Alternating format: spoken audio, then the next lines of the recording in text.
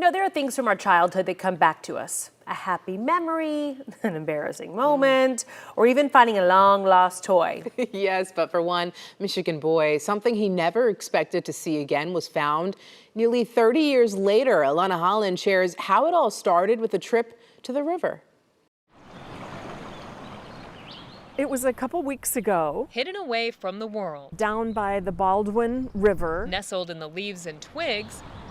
My husband found a bottle. Litter washed ashore. He was just going to toss it aside, but we heard a noise. A secret. There were some coins and a note. Disguised as river trash.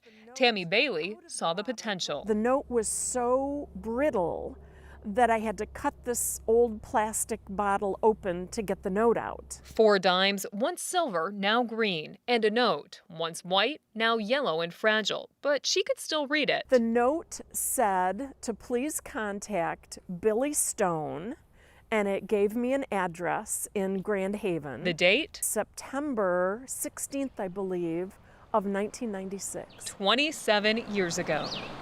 This is Bill Stone. There you go. But he's not the Billy on the message in the bottle. That's his son. Each of the kids had a bottle and dropped them off the Newaygo Bridge into the Muskegon River.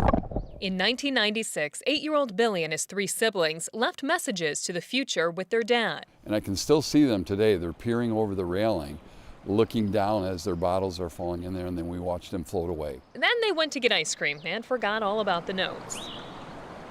But Tammy set out to remind them. So I did a Google search. With no results, she posted a picture of the bottle and note on Facebook. When my wife said, Billy, you have to come in and look at your Facebook page. Guess who saw it? I was utterly dumbfounded. Who also reached out to, in all caps, very excited, someone found your time capsule. 8-year-old Billy, well, now in his 30s. The memories sort of started to vaguely come back to me. It was just exciting. One mystery solved, but here's the bigger one. How did it get from a river that flows out to Lake Michigan into another river that's north of where the bottle was dropped? Maybe an eagle carried it up there, thought it was a fish. I love a good mystery, I love history, geography, and I think it's the best of all 3 of them. But for 8-year-old Billy, it wasn't about the mystery. Maybe it gives kids hope. It wasn't even about the bottle. A little bit of guilt for that litter lasting so long. Billy may not fully remember throwing a bottle in a river in 1996. If you're going to throw your garbage into the river, I guess, make sure there's a note in it so that some good comes of it, I suppose. But he does remember spending that time with his dad. Go do fun things with your kids. Look at the impact it's made.